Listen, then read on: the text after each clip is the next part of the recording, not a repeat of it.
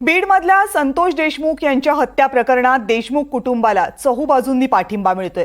सत्ताधारी राजकीय नेते, विरोधक, मराठा नेते, सामाजिक कार्यकर्ते सगळेच जण देशमुख कुटुंबियांच्या पाठीशी आहेत, हत्येविरोधात आवाज उठवतायत।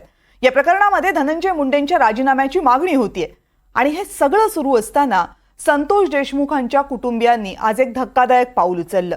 मुख्यमंत्र्यांची भेट घ्यायला निघण्याआधीच देशमुख कुटुंबियांनी धनंजय मुंडेंविरोधातली याचिका मागे घेतली। मात्र या याचिका मागे घेण्यामागे आणखीनही काही वेगळंच गणित दडलं होतं। नेमकं काय घडलं या याचिकेबाबत बघूया।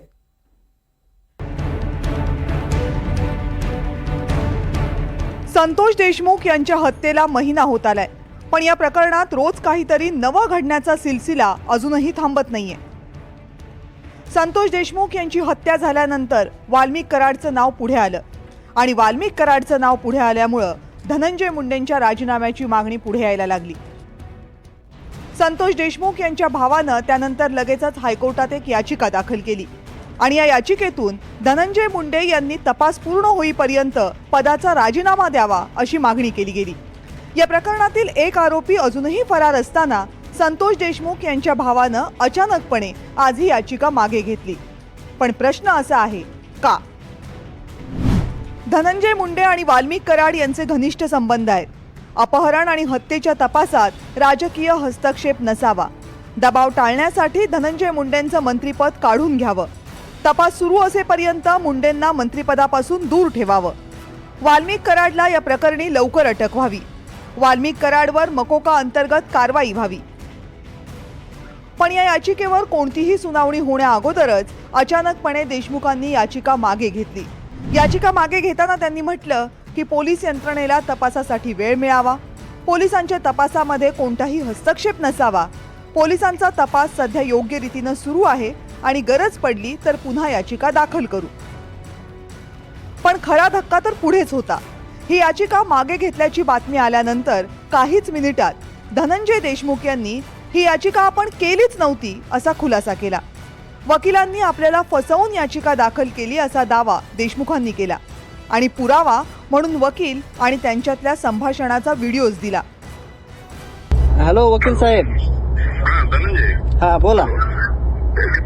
यस ते पाहिलं मी, तुम्हाला म्हणलं ना ते दाखल करताना प्रिंटरवर सही येण्यासाठी, ओके, तुमची कोरी पण माझ्याकडे शिल्लक ठेवून ते फक्त ऍडजस्ट करण्यासाठी केलेलं आहे। कशामुळे केलं पण चुकीचं तसं तुम्ही? पाठवलं नाही चुकीचं कशामुळे केलं? प्रिंटरवर फक्त सही येण्यासाठी केलेली आहे। कशामुळे पण? ऐका ना, डुप्लिकेट कशामुळे? मी तुम्हाला ज्यावेळेस काही करायचंय त्यावेळेस तुम्ही मला इन्फॉर्मेशन द्यायला पाहिजे ना, की मी करायला लागलोय फायनल, मला ते वाचून दाखवायला पाहिजे होतं। तुम्ही चुकीच्या पद्धतीनं, ऐका ना माझं ऐकून घ्या, तुम्ही चुकीच्या पद्धतीनं असं करण्यामागचा काय हेतू आहे?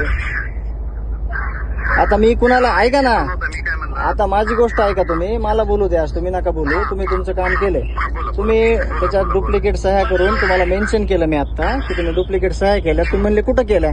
तुम्ही आता लगेच म्हणाले की हो मला तिथं ते केल्या म्हणून मी ऍडजस्ट होण्यासाठी, पण त्याच्यातले मुद्दे वगैरे सगळं माहित पाहिजे तुम्हाला दाखल करायला। तुम्ही काय म्हणलं ओके काहीच नाही झालं, ऐका ना, ऍडजस्ट कशाला करता?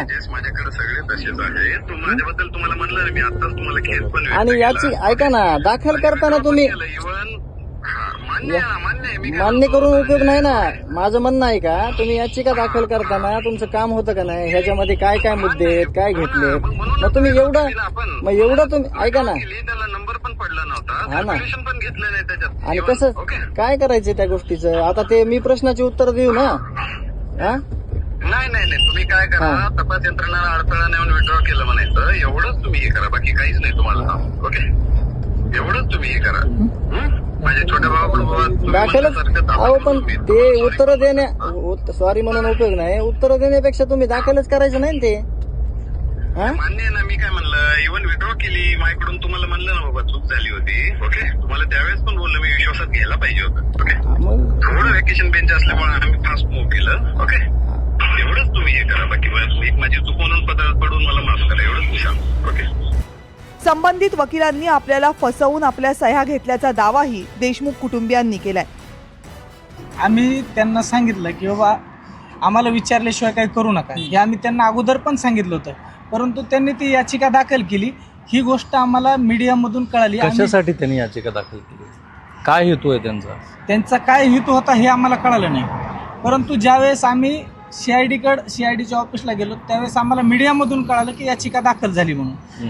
तर आम्ही त्यावेळेस प्रतिक्रिया दिली नाही, कारण आम्हाला ते काय याचिका दाखल केली काय नाही याबद्दल माहिती पाहिजे होती. मग आम्ही त्यानंतर माहिती घेतली, त्यांना विनंती केली किंवा ती याचिका जी काय आमच्या नावाने केली तुम्ही ती काढून घ्या, आणि परस्पर स्वतः सहाय्य केलेले त्या याचिकेवर त्यांनी. वाल्मिक कराडला अटक केल्यानंतर त्याच्या निकटवर्तीयांनी आपल्याला पोलीस स्थानकातच दमदाटी केला असा गंभीर आरोप आठवडाभरापूर्वी धनंजय देशमुख यांनी केला होता. एसआयटीतील काही अधिकारी हे वाल्मिक कराडच्या अगदी निकटचे असल्याने त्यांना हटवण्याचा निर्णय देखील विचाराधीन आहे. असं असताना मुख्यमंत्र्यांच्या भेटी अगोदर याचिकेच्या बाबतीत जो काही प्रकार समोर आला आहे तो गोंधळात टाकणारा आहे. व्हिडिओ जर्नलिस्ट कपिल जाधवसह मोहसिन शेख, NDTV मराठी.